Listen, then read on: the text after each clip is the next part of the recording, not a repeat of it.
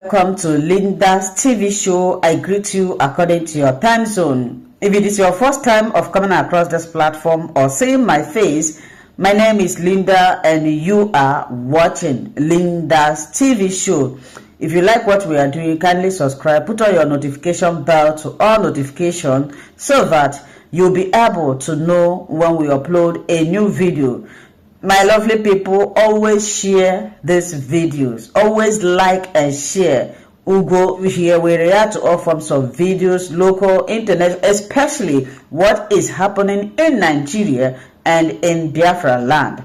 I put a disclaimer that here in Linda's TV show, we do not promote misleading information, hate speech, violent or instigating war. We are to all forms of videos and we are here to inform, educate, enlighten members of the public about what is happening. Of course, I will always seize every opportunity to appreciate YouTube for creating this platform that we are using to disseminate this information to the members of the public. YouTube, thank you so much. The Kanu on November 10th. But they realized at the last minute that it was Ken Saruwa's same day that they killed Ken Saruwa. Second, his sentence was supposed to be a death sentence. But because they could not get, the support they needed to carry it out, they decided to make it life. I'm not sure as of the time he went for a break to come and read the judgment, was still what he had in his hand was a judgment for death sentence. If you see the passion with which he was reading the allegations against Nnamdi Kanu, one, the laborious and tedious way it was going on, he didn't write the judgment. You could tell from his demeanor and his action that this was too much. A lot of mistakes. He couldn't mention his name, he said everything properly. And secondly, when he went back, they had to have another meeting with him. He said, look, I don't think we can carry out a death sentence. And that was why they settled for life. And then they imprisoned him, they settled for life, and took him to Sokoto the next day. They spent $10 million to go and bring Nnamdi Kanu from Kenya for this their sham trial. If you spend $50,000, you'll be able to get touchy. If you put $50,000 on the ground in Zamfara or Sokoto and say, I want to get touchy, I'm sure there are enough hunters with that money who will go and fish him out. But they are not interested because they are partners in crime, in the business of terrorism. Because the number one organization in this country is Nigerian government. You heard it from me. All right, on today's edition, is a human rights activist, politician, as a matter of fact, one of the very face, and call him the very face of activism in Nigeria right now, Omoyele Sowore, who is also the national chairman of the African Action Congress. All right, you have earned the reputation as Nigeria's most fearless activist. When did you first realize speaking truth to power was a calling for you? Well, I think I realized very early in life when I was confronted with the brutality of Nigerian state when I was 10 years old. My village was invaded by the people you call Mopol now, or the Kill and Go police, because of an altercation between them and the youths on Christmas Eve in 1980. So the brutality, the trauma, and the degradation we followed that night as a family, as a community, forced me into a space where I said to myself, perhaps there might be an opportunity in the future. If I live to be old enough to speak to the power, I will confront these people. That was 10 years old. Of course, that is the internalization of that decision. The externalization, of course, unraveled as I went to secondary school, where you had to confront teachers, principals, and then when I got to the university, I had to confront principalities. And this were made up of vice chancellors of University of Lagos and eventually the military government. And ever since then, everybody in power, whether you're police, army, civil defense, a governor, a senator, anybody that's abused power, we try to speak truth to that power and confront without fear. I guess that's what I mean by fearlessness. You don't fear for your life? Oh, no, not anymore. I just had gotten to a point in life where I know that what is holding a lot of people back from what is right and just in majority is fear of death. And that death was going to come anyways, whether you're afraid or not. Yeah, it's a necessary end. What are your thoughts with the spate of kidnappings of school children across the length and breadth of the country under President Bola Tinubu, especially considering the circumstances under which we are told they are released or they walked away, they escaped, and so on? How does it project this government? Well, you must look at it from the point of view of the Nigerian state itself. And that's regardless of those who are in power now. But as of today, it has escalated to this point because over the years, you just had leaders who did nothing for the country to make the country have a safe, secure, and prosperous future. Even though we've made so much money from resources that we didn't put there, it's actually very great resources. But of course, the current managers are the same set of people who promise you that they'll turn the country into a Dorado, but they have turned into a Hobbesian state. You know what Thomas Holland's most important quote is, he said, it has become a place where life is solitary, very poor, nasty, brutish, and short. That's where Nigeria is today, it's a Hobbesian state. And it was because the current president was one of the architects of the Nigeria that we have today. It didn't start today. He's been a senator, was senator in 1992.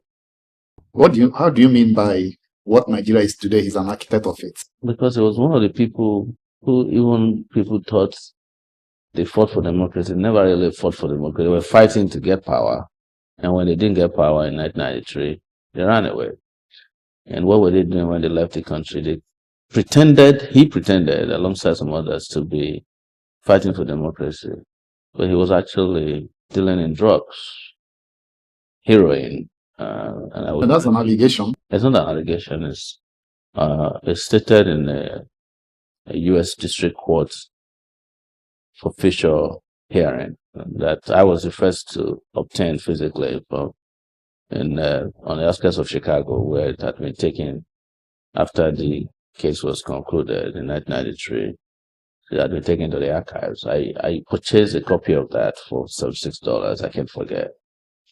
So, and then when they came back into power, having engaged in all kinds of dealings with the military that was living.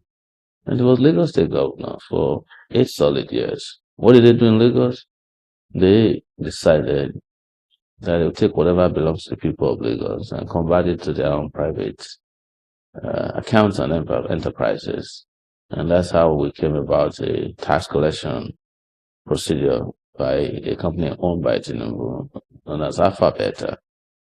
And from there, one of the most vibrant economies in Africa, Lagos' 6th largest economy, was looted. And Lagos today, if it rained, does easily go underwater. If the money was spent, they made in Lagos and developing Lagos probably would compete favorably with Amsterdam, or even better. I'm just giving you the background so that you can understand why I said that. So when you now reward such a character with the presidency of Nigeria, what do you expect? And you look at the ones who work with Buhari, kept Buhari for a second term. And you know what Buhari did to this country, and you know what their political party is doing to the country. And you know what they are doing today, ruining democracy, engaging in unbelievable manipulation of the judiciary or the judicial process. They are engaging in some of the worst set of people that can run a country is in power today. It is difficult I must say, to tell you who is the worst set of people to govern Nigeria, because I've never seen a good one, as to say, but successively, the worst is always the correct. So, and then you take away the right of Nigerians to freely elect their leaders by manipulating the National Electoral Commission, or the Independent National Electoral Commission. And for those of us who told you that INEC is a political party as opposed to being an electoral commission, you saw what they did. The man who just left less than 3 months ago has been offered an ambassadorship, effectively giving him immunity to answer for his crime or crimes in the 2023 election. So that is how I came about my conclusion that you shouldn't have expected anything better. Yes. I will still return to the kidnap, but somehow this also aligns with why you seem to be having fresh charges against you, calling the IGP illegal and the president a criminal on social media. Do you regret those statements? No. Or do you stand by them? I was offered the opportunity to recant before they wrote me a letter. They wrote Facebook a letter, wrote Twitter a letter. No, they wrote Twitter first. Twitter brought it to my attention that they want them to take down my position on Twitter. And I said, no, I don't want to. And then they wrote Facebook. And the DSS wrote me directly that they want me to apologize and take down my tweets or post. And I refused.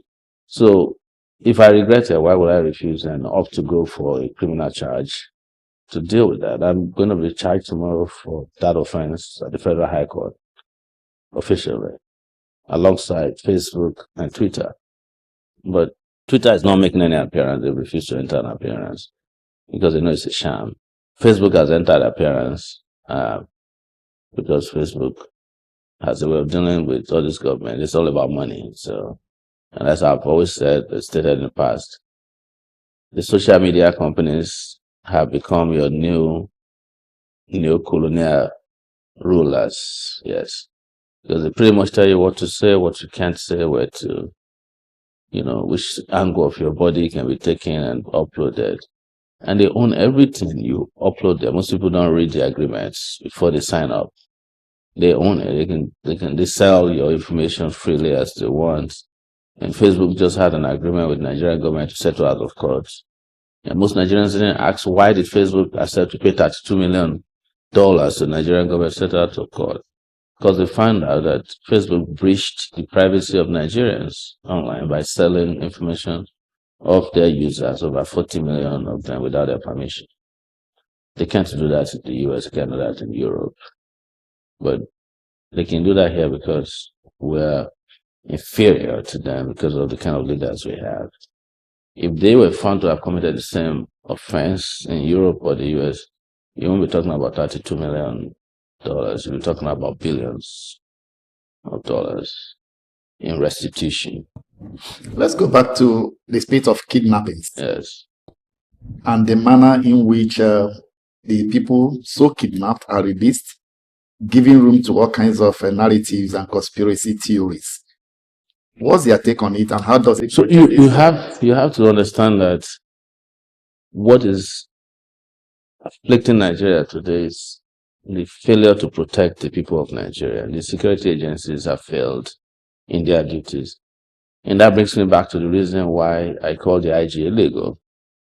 You are illegal is for the general police if you continue to remain in office while you are not a policeman. The primary law that governs policing, or who determines or defines a police officer, is the Police Act. And what the Police Act says that the person who is Inspector General of Police must be a policeman. So, but if you are retired, you cannot be called a policeman anymore. That is why you are not different from the guy who was caught in Lagos, a sergeant who had retired, but went back on the highway wearing it.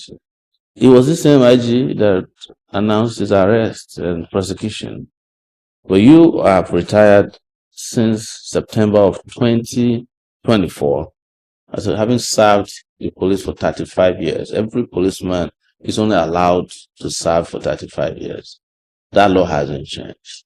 So anybody who goes around wearing a police uniform after he's retired is acting illegally. So, but his alibi or excuse is that he was appointed by the president to that position.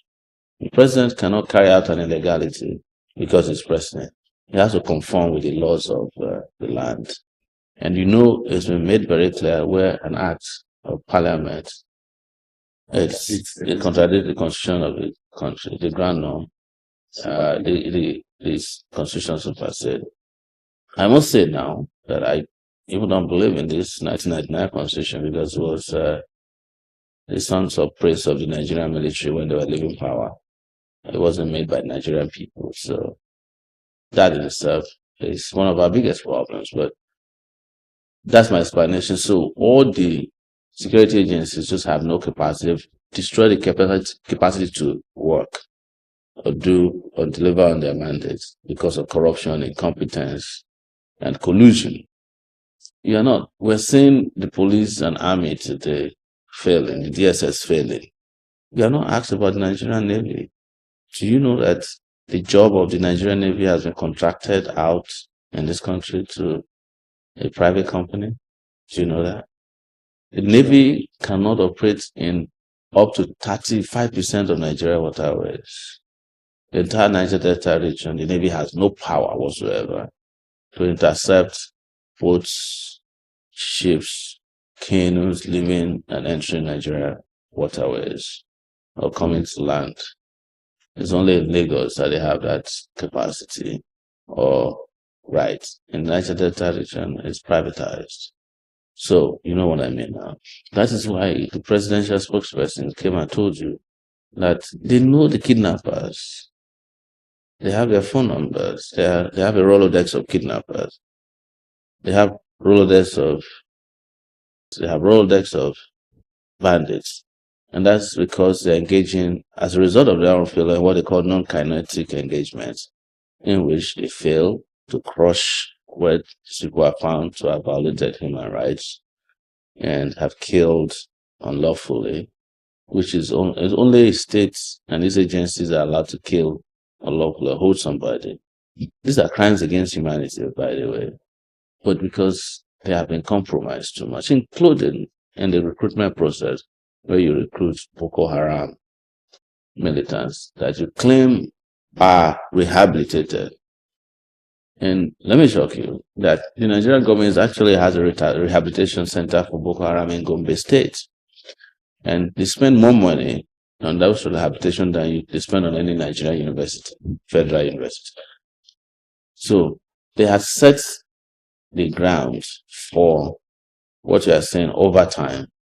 And they're just playing on your intelligence as citizens by claiming that, we are looking for kidnapped persons.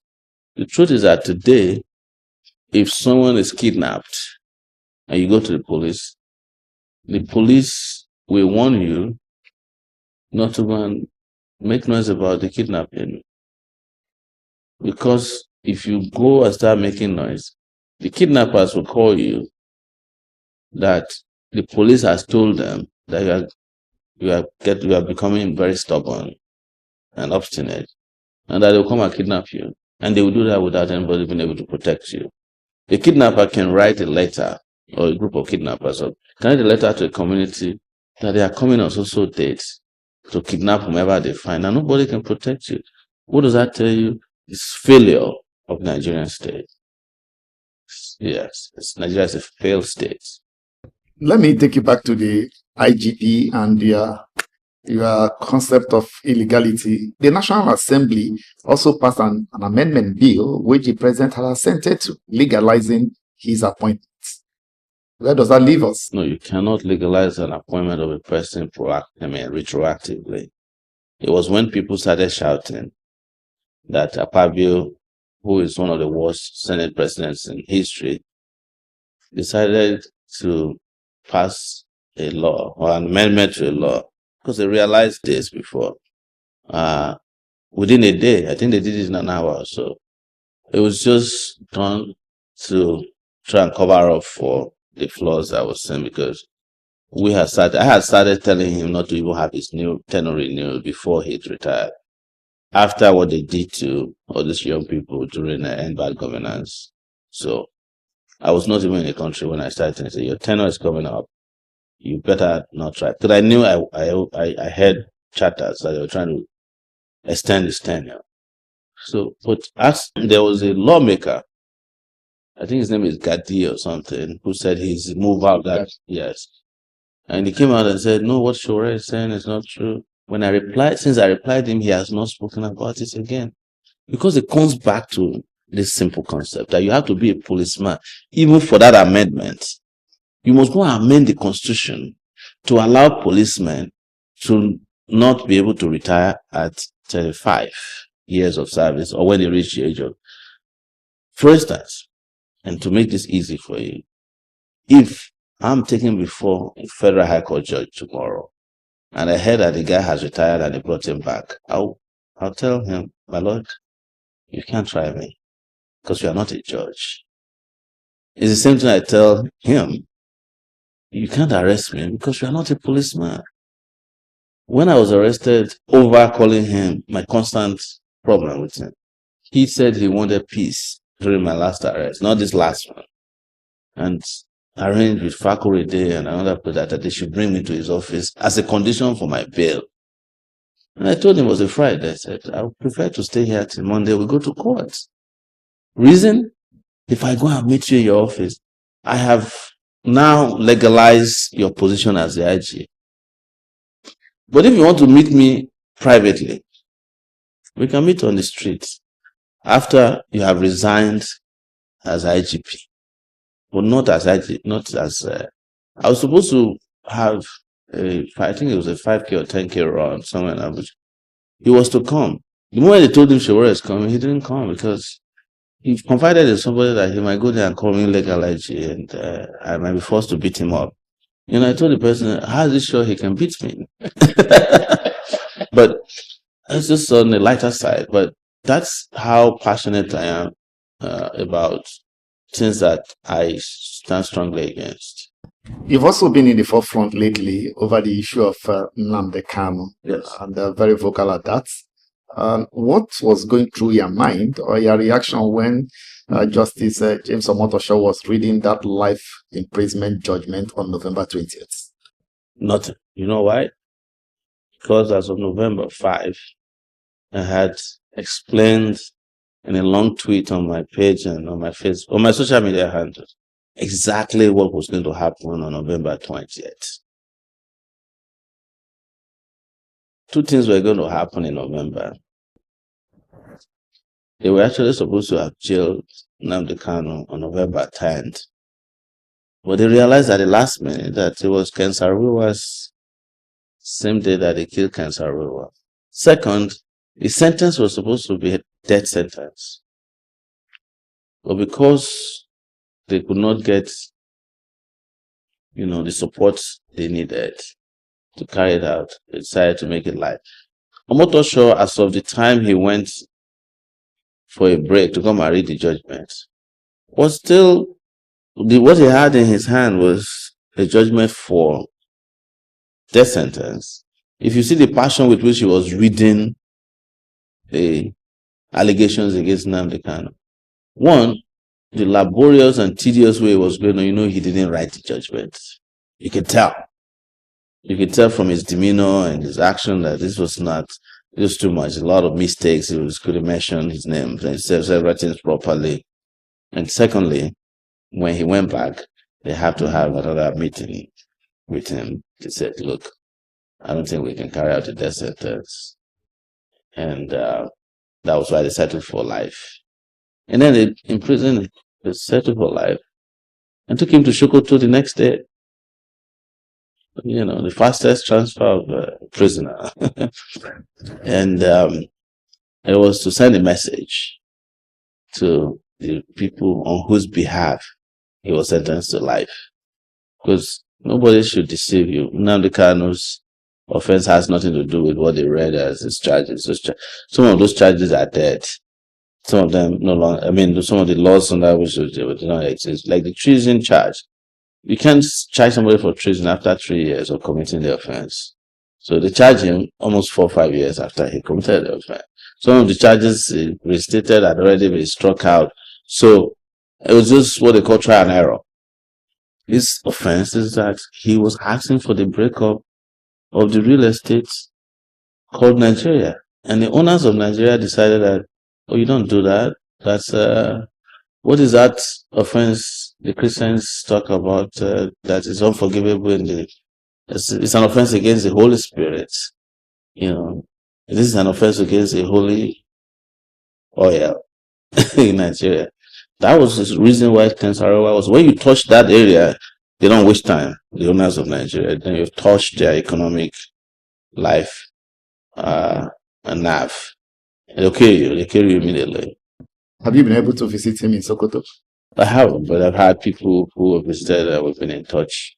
I've been in touch with him in general, but I've not visited Sokoto yet.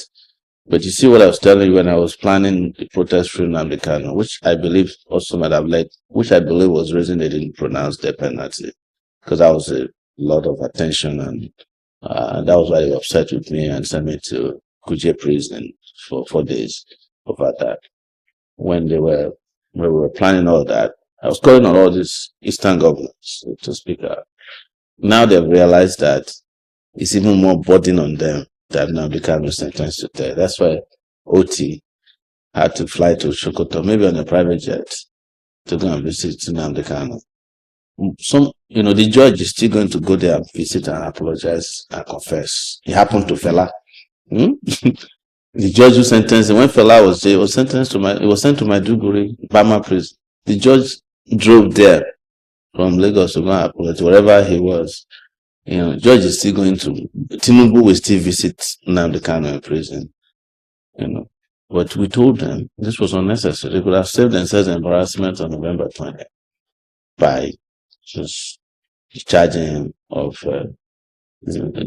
just releasing him unconditionally. Because you could tell, how do you accuse somebody of killing Gulak when you have him in TSS custody? How did he do it? No evidence. The only evidence they have is a radio transmitter and microphone. I was looking for an evidence of, he went to buy a ship of weapons and sent to Nigeria. No, not even a bullet.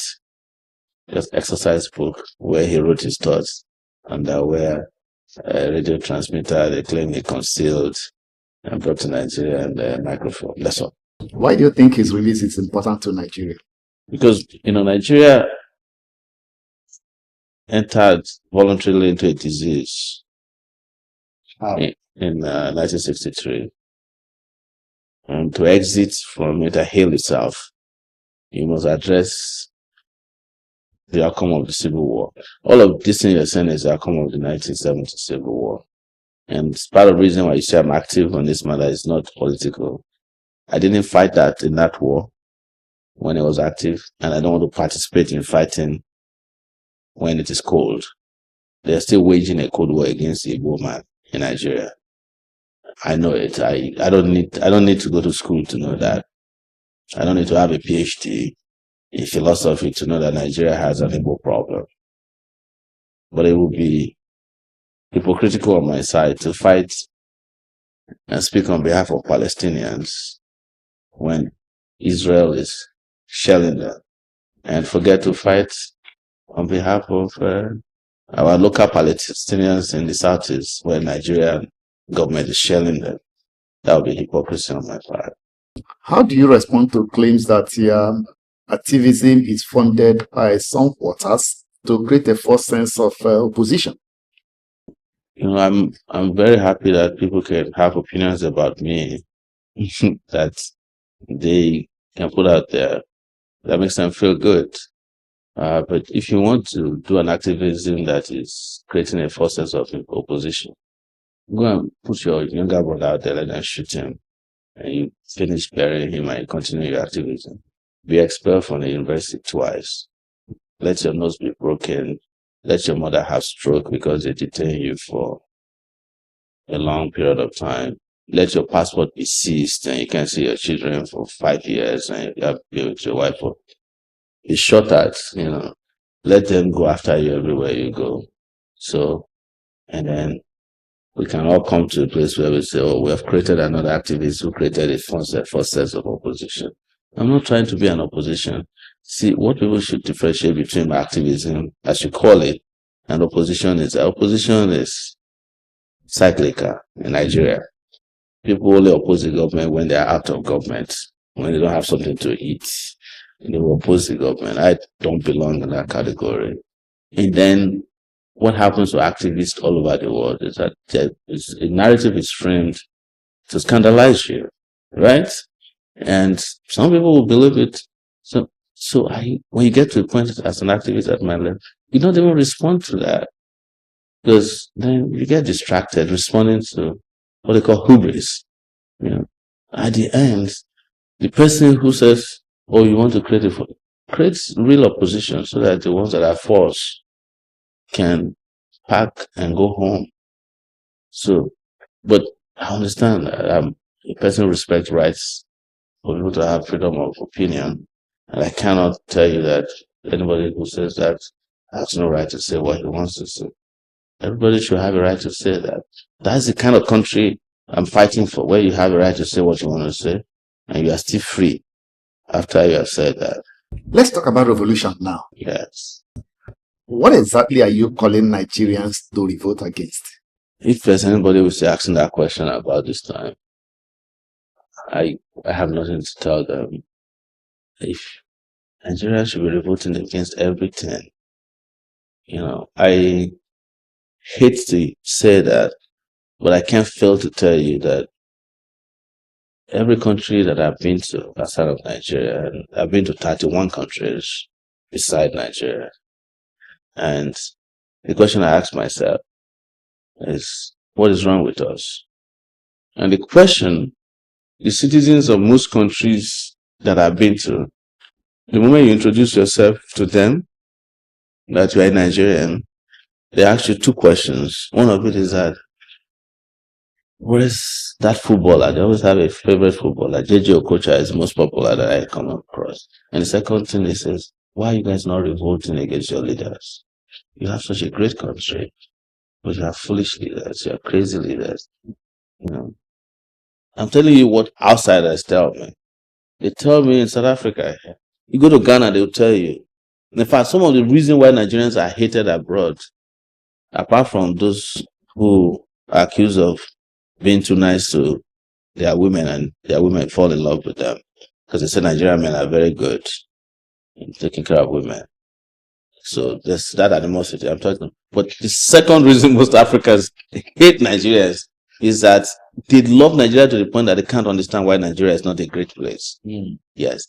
Because they love your football, they love your culture, they live off of your music, their life is dependent on your movies, their spirituality is controlled by your clerics. Right? And then they will have to wake up and hear that you don't have water, running water. You don't have electricity. They can't travel to your country to go and see. I don't know how many Africans, I'm not saying Europe, I don't know how many Africans have said, I wish I can go to Nigeria. I hear so much about Nigeria. How is it? But they'll tell you, but they said, you can't go there. They'll kidnap you.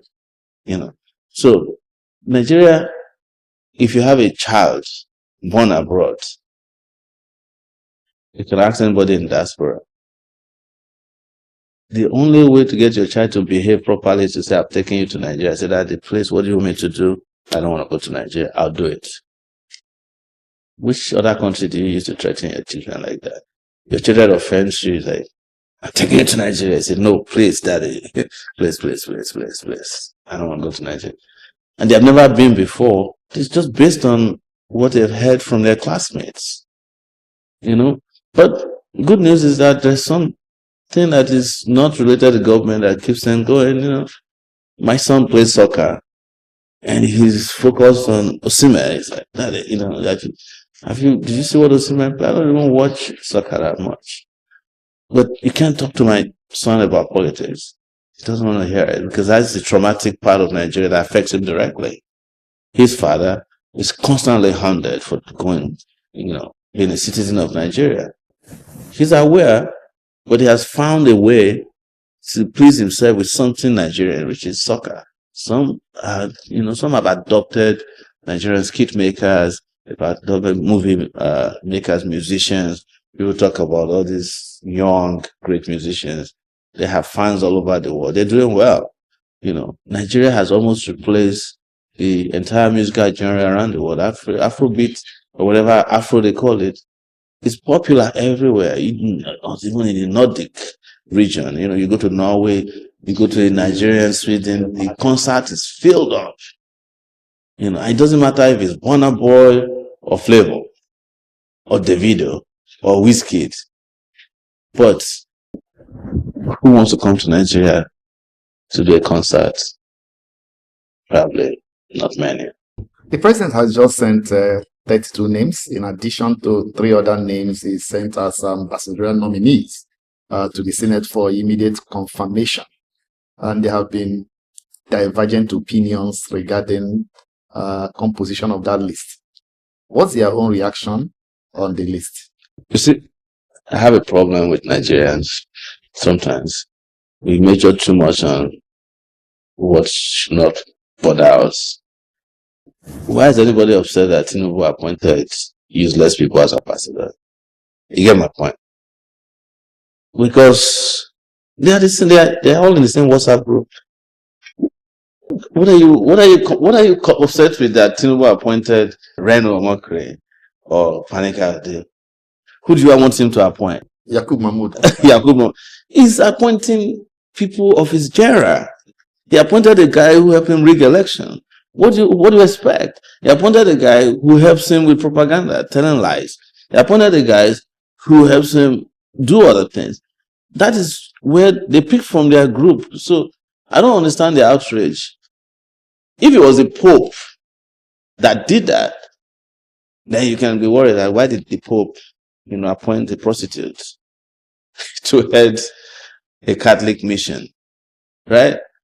We can debate that, but we're talking about Tinubu now. So why is everybody upset that Tinubu appointed his people?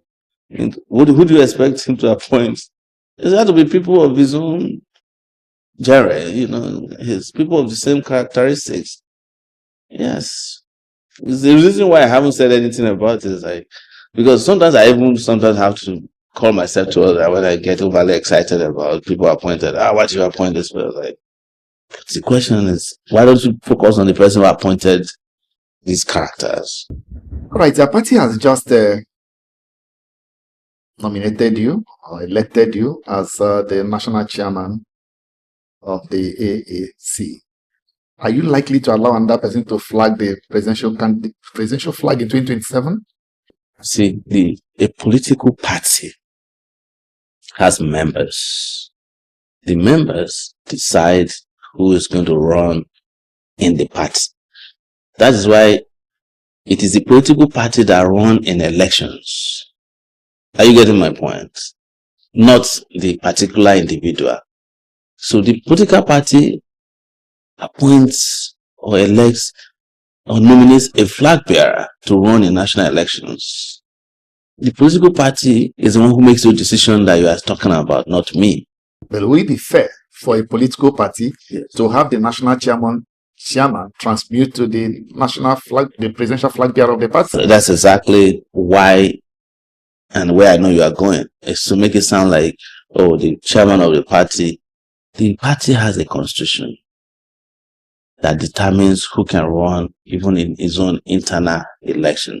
I am glad that you said the party had an election. And the reason why anybody is concerned about AAC is because AAC is a great party, and I'm happy to hear it. If I ask you, who is the chairman of SDP, I'm sure you don't know. I know 2 people. Exactly. If I ask you who's the chairman of AA, you probably don't know. You probably know the chairman of APC, and I guarantee you don't know the chairman of PDP, because there's none. There are 2 people claiming. Exactly. So if a party in this time in Nigeria's life can organize itself so well that it can have a rancor-free election, no matter how small the party. There are only 18 political parties in Nigeria. Do you know that? There used to be 80 political parties. AAC was one of them. When it became 18, AAC is still one of them. And AAC doesn't have the kind of problem the party that is claim are major parties have. Does that have anything to do with the size? No, because there are parties that have smaller size that have bigger problems. For instance, the Labour Party is not as big as people think, because in 2019, I had more votes than the presidential candidate of the Labour Party. But so as to rest your concerns is that if you want to run as a candidate in AAC, as a presidential candidate, you better join now so that you can run. Nobody will stop you. But if you are not a member and you think you can bring money to come and buy the presidential slot of the party, too late, because the party is not for sale. But I can tell you that majority of the political parties exist to sell forms. We exist to sell ideas to Nigerian people. Why is AAC, you often refer to AAC as a revolutionary party? Why do you refer to that party as such? Because it's a party that has an ideology that's socialist in nature and has a very radical transformative agenda that you and I refer to as revolutionary, in the sense that we have made a decision that we will change this country through the ballot, hopefully. And if they compromise the ballot, we'll change it by any other means necessary. It's not a threat. You know, I've been tried for treason before, and I've defended the same position. I was arrested and tried for treason for saying that I want a revolution in Nigeria. The day I was arrested, 5 million people searched the meaning of revolution. And by now, everybody is talking about the revolution, including the people that arrested me, minus the one who was the head of state then, who's late. Even the likes of Malami, they are all talking about revolution. They want revolution, you know. Erufai, they want revolution. Babashiro, even Rotimi Amici, they are saying they want revolution. How do you feel when you see them now talk about revolution? How do you feel? I know they don't mean it, so I don't hold it against them. But I feel good that I have something that I pioneered that has been widely accepted, yes. And that was why it is different. It's a party that has stood on the same path and maintained the same traction over all these years, when other parties have gone left and right, and some have devolved, evolved, and dissolved. So, but you know, the reason why anybody will worry about it is because it's a futuristic party as far back as 2018. And now the world is like, oh, these guys, we've ignored them for so long. That's why you're hearing all these things. Oh, maybe, you know, they don't have a presidential slot, it won't be competitive. Because they want to come and buy. They're looking for where to buy parties. And they have seen that AAC will not be available for purchase. They know that. So what do? They create narratives as such. You know, since I came here, you've confronted me with different kind of narratives about me. A week ago, the narrative about me was that I was the one who helped Boko Haram to kill the Brigadier General. They wrote a whole narrative about it, that had Sahara reporters not reported that the guy was missing, they would have located him. That was narrative for last week. The week before, it was the fact that I wanted to stop the judiciary from concluding Nnamdi Kanu's trial. The week before is that the IG accused me of wanting to cause a mutiny within the police force because I was fighting for police welfare. So every week there's a narrative against me, and I'm happy about it because it means that we're doing something right by our people. Do you see Tinubu winning 2027? And how do you plan, if you think otherwise, how do you plan to stop him? And are you likely to work with other like minds in other political parties? You see, Tinubu is not going to win any election in this country because Tinubu is not built to win elections. Tinubu is built to rig elections. And if we leave Tinubu to his own devices, he will be selected, not elected in just like he was selected by Mahmoud in 2020. He will be selected again. And I can tell you, based on experience and intelligence, that Tinubu had already even populated INEC fully with his own people before the last INEC chairman was appointed. Most of the national leaders of the political, of INEC, national commissioners, were card-carrying members of APC. Because when he came, he has appointed a lot of national commissioners and electoral commissioners at the state level. They are mostly his people already. The last jigsaw that came into the puzzle was this professor from Kogi State at Mopiton, who was appointed, and everything is ready as far as INEC is concerned for Tinubu's inauguration. But the good news is that, and you've seen that everybody is also being forced to decamp to their party.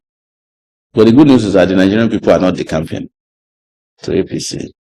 And that's where we could tell you that we can make it happen. We can make Tinubu become history. And nobody else can do it better than I can, because I'm a veteran in this battle of fighting against these characters and defeating them. You have been hounded, arrested multiple times for activism. How do you balance your personal safety with a commitment to exposing corruption? Well, I think what I have done over time, over these years, is to diversify. If I was Nigeria, the Nigerian economy will be booming, because when I noticed that one stage needs to be elevated, I move from that stage, keep the other stage working, and I move to another sector, economically speaking, or as the Christians like to say, you set up another ministry. So the ministry of driving out military rulers, I was part of it, and we succeeded. The ministry of fighting against corruption, I did from abroad through the establishment of Sahara Reporters as a weapon fashioned against corruption. But I haven't lived in America myself and worked as a Sahara Reporter. I knew that newspapers by themselves cannot change society. You can write everything you want. In fact, the more you write these scathing reports, the more the society is desensitized to corruption. I've realized one thing now. If somebody is arrested for stealing 10 million naira, Nigerians are the ones who say, how can you arrest somebody for stealing 10 million naira? They are desensitized to small corruption. But all of these corruptions aggregates to big corruption. They want to hear that billions are no longer even strange anymore. The next person that will be arrested for stealing trillion is the person the Nigerians are looking forward to and say, Kai, this guy tried. It's called desensitization. And that's what media, or constant media barrage, telling you this is a thief, this is a thief. People get to the point, they start having their favorite thief. Yes. And that's why I left media to go and focus on capturing power. Because without good people running this country, even if you have the best judges, you can't stop corruption. America realized that a long time ago. They don't let you steal their money. They act proactively. America can elect a thief to be president of the country, knowing that he can't steal their money. But if the people want to vote for a thief, no problem. But the institutions will not allow the thief to. You saw what he did to Donald Trump. He submitted a list of people he wanted to punish, took them to court. The judges just threw out the case after 3 weeks. There's no judge in Nigeria that can throw out such a case. Otherwise, my case would have been thrown out over calling Tinubu a criminal. Any serious judge would have looked at it and said, look, what kind of rubbish is this? Even fined the prosecutors. How dare you bring this kind of case before me? So he called the president a criminal. So what? And the judge will look at you and say, what if he proves it? What are you going to do? And I can prove that Tinubu is a criminal. You heard it from me. That is why, of all the people that are complaining that I call Tinubu a criminal, Tinubu is the only one who didn't complain. He didn't say a word. He didn't even allow Aso Rock to issue a statement to say, I'm not a criminal. He didn't explain himself. Tinubu is a newspaper owner. He owns several TV stations. He owns several radio stations. Not once did he say by himself that Sowore lied. And don't tell me that Tinubu doesn't know Sowore. Of course he does. But he knows me enough to know that I'm not flippant to have said what is not correct about him. All right, let's begin to wrap up this way. If you have the privilege, let me say the opportunity. Let me not say privilege because to you it might not be considered a privilege. If you have the opportunity of sitting down with President Tinubu privately, what would you say to him? I first will not sit down with him privately. Why? Waste of time. It is not one of the privileges I want to exercise. If I want to sit down with him privately, I would have done that a long time ago. Right? In any capacity. If I wanted it in private or in public, I would have done it. And I'm sure he will be happy to sit down with me. Because he knows that I'm one of the citizens of this country who, according to even their own internal records, has clean records and has contributed immensely to the democratic development of this country. And that I mean well. They say it amongst themselves that there's a person that they know means well for Nigeria, Sowore, but we hate him because he talks too much and he's not afraid of anybody. He doesn't have a godfather. They used to say something to me in Yoruba that Sowore is the only Yoruba god that doesn't have a place where you can worship him. Mm-hmm. And what they mean is you can't be bribed or bought. So there's no shrine where I can be worshipped. But the reason attempts to several. But I don't want to be worshipped either. So I close the shrine.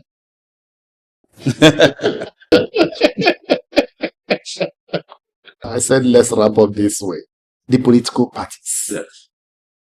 Especially the opposition political parties. Is it a surprise that virtually all of them are in crisis? Except probably for AAC. It's not a surprise. And I'll explain in two ways. You see, technically there are no political parties in Nigeria. That is even an indictment on AAC itself. You understand? Because almost all the political parties are controlled by INEC. Are you getting me?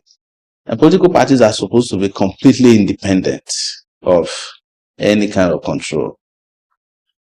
But political parties, as defined by the people who invented it, did not think about Nigeria when they were inventing political parties. They didn't know that someday a country called Nigeria, people called Nigerians, will have to be using that vehicle.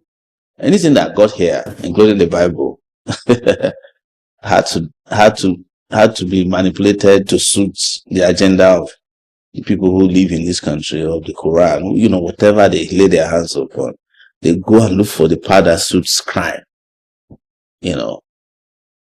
and sin. That's what they look for. And how they can justify it is that the political parties here are set up, and that's my second position, as special purpose vehicles for negotiation for personal interests. So if you ask, for instance, the APC to produce a membership register, do you know they don't have? Sure. They don't care. They don't. Because they don't have to. When we were asked to produce membership register in 2022, we were probably the only party that had a digital membership because we had people registering online. They confessed to us at INEC that APC could not provide membership because they don't have. So what they then did, they got INEC to use INEC voters register to help them create an APC register within INEC. So they took the INEC voter, what you and I register as voters. You can, if you come across an APC register, you might find my name there.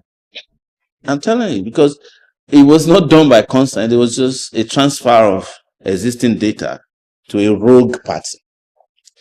Because they're still using longhand, even when the only documents you can find in APC's money sharing documentation. You collect this one. How much did you collect? You this one. How much did you give? Those are the documents you can't find them. They don't. Have you ever seen APC registering members? Never. For a party that's been around since 2013, you would imagine that you can register online. I don't even think APC has a website. I doubt it.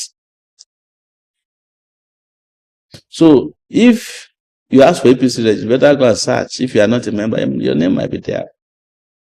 That's how APC got the register. So I'm explaining to you the rotor, but the other part is that who are the characters in these parties? They are gerrymanderers, The persons Americans call carpetbaggers. Money, they are APC, at night they are PDP. So they export crisis to these parties. They are experts. Even the AAC you are talking about, the only reason we are still here is because we fought back. They took AAC over from us. Between 2019 and 2022, it was at the Court of Appeal that we got the party back. Do you know who did it? Wike. The moment he lost that election in Port Harcourt against our candidates, who was then adopted by APC, and he saw that he was losing, he needed the court to restore his man to buy back to get back in power. He gave money to our party secretary, got a judge in Abuja to dissolve. They gave them money to go and dissolve. They claimed that they did a shady meeting, dissolved our ESCO, our original ESCO, and then got the judge to accept it. The judge who did it is now on suspension, Justice Ekwo. That's the weakest judge in this Abuja. So that's how they drove us out of our party. We went to Court of Appeal. It took us 3 years to get the party back. But the manner and way we fought back is the reason probably they looked at us and said, just leave these people alone. But that's not to say that they will leave us alone, I can guarantee you. But in this type of struggle, we are veterans. We will fight back. And fight back really bad, because even for what doesn't concern us, we fight for others. Lastly. Yes. Lastly and last. Hopefully, lastly. What's their major worries about this country and the people? It is not what bothers a lot of people. When people look at Nigeria, they think of, the majority of Nigerians think like, oh, Nigeria will break and all that. Nigeria has surpassed the stage where it could break. And I'm not supporting the unity of Nigeria as on paper. But it has failed so badly, it can't break. This might sound like awkward to you. It's like there's nothing to break anymore because everything is broken. The only thing that can happen to Nigeria is reconstruction. Anybody trying to break Nigeria, what is there to break? Is it the police you want to break? Or the army? Or the government? No, all of those components no longer exist. Nigeria is like a vehicle that they claim is traveling at 150% miles per hour. Only for you to get there and discover it doesn't have tires. So everything is based on falsehood. But they can show you the decorators. Can't you see, even the people that knew that it doesn't have tires will tell you that, I just alighted from the vehicle just now. AC. But when you now get there, you remove the veil, you start shaking your head. And I'm sure that is why Donald Trump did not immediately realize that Nigeria is not a place you can just head to overnight. And I think upon discovering that, he returned back to Venezuela. Because there's nothing to break anymore here, And the part that is left to be broken, yes, is what the Americans have a terminology for it. But it's like a Chinaware, in a store where they sell it. They say if you walk into the place and you're admiring it and it breaks, you own it. So maybe somebody told Trump that if you go and break what is left, you own it. And it's like, wow. But do you support that Trump attempt at... No, I'm completely opposed to it. Why? Because Nigerians should learn to solve their own problems. But we've not been able to solve it. Trump is not been able to solve America's problem. But theirs, at least, they have a sense of direction. We have a direction. No, America, do you know of any place Trump intervened that is in order? Afghanistan is Taliban all back there. The guy who is president of Syria used to hold human head that they beheaded. Said they were driving him away, they brought him back. Have you been to Iraq? What happened there? They went and broke it, they refused to own it. Huh? Did you go to Libya? Those are the places they intervened. You almost also not forget history.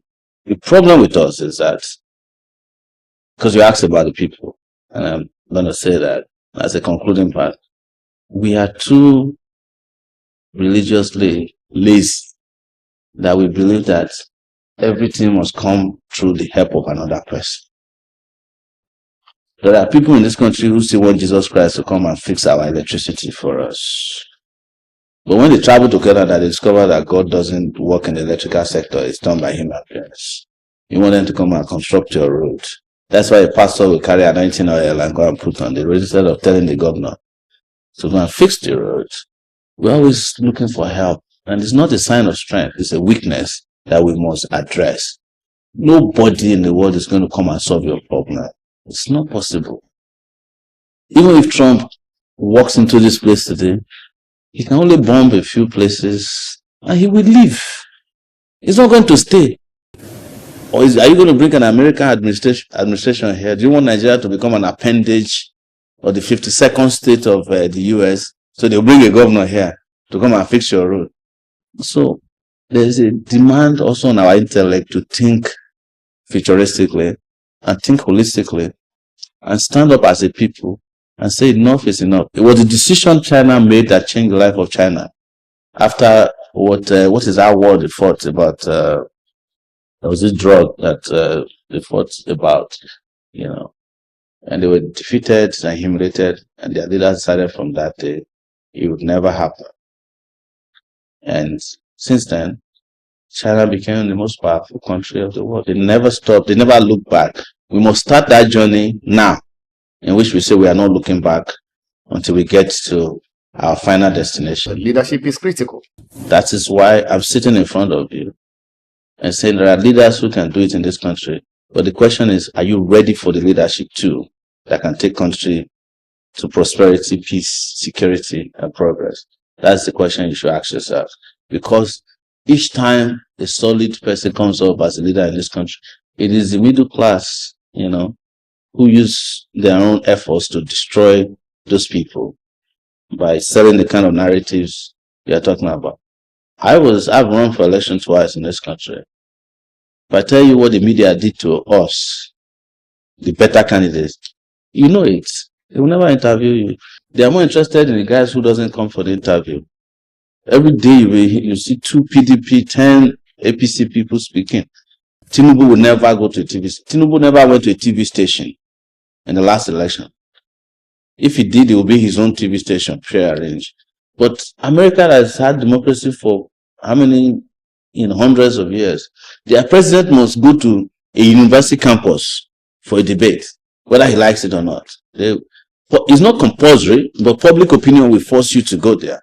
They must debate 3 times. They must debate when they are still in the primary stage. They must debate after they have been adopted by their different political parties. But here, the media is complicit. They don't want to hear from the guy that has ideas. They are listening to the guy who doesn't speak, who has got nothing upstairs. So that also has to change. And I'm not blaming the media alone. I'm talking about the complacency of our populace as well. And it arose from what I was talking about, always looking for help from where help can never come. Trump, and I'm saying it again, Donald Trump is not coming to save you. He can't. He knows it himself. The person that can save Nigeria is the Nigeria Army, the Nigeria police. That's why I'm interested in these institutions. Because if the police had not broken down irretrievably, what is the size of Nigeria that 250 million policemen cannot contain all this ragtag? But if you are driving between Lagos and or Benin, what do you see on the highway? Absolute criminals is what the people the roadblocks on those places are. Criminalities that when other people come from the country, other countries, they are scared when they get to a roadblock, when they see a timber road on the highway as if we're at war. Only war-torn countries have that. Only war-torn countries. You approach in 2025, you approach a police checkpoint, and you can't tell whether it's a police or a bandit because of the infrastructure used there. Why can't we have in 2025 a sign that says you are approaching police? In 1980s, when I first came to Lagos, every police checkpoint has about 100 meters of, even a mile before you are approaching a police checkpoint. You start prepared. You see all these, lightings, and you see what they call the patrol, the highway patrol. Decent. If you don't stop, which they will likely stop you, there is a motorbike that will run after you. All those things have been converted to private security. And then your IG, this same guy, now followed a group of persons to go and meet a lawmaker in the US, a House of Representatives. So, hello, my wonderful people. As you have finished watching this interesting video, please, I want to see your comment, your contribution, your opinion in the comment section. Like I said earlier, let us do it constructively. Tell me what you think about this video that you have just watched, and also about the platform. If you haven't subscribed, what are you waiting for? Please remember to subscribe, put on your notification bell, share this video, and remain blessed.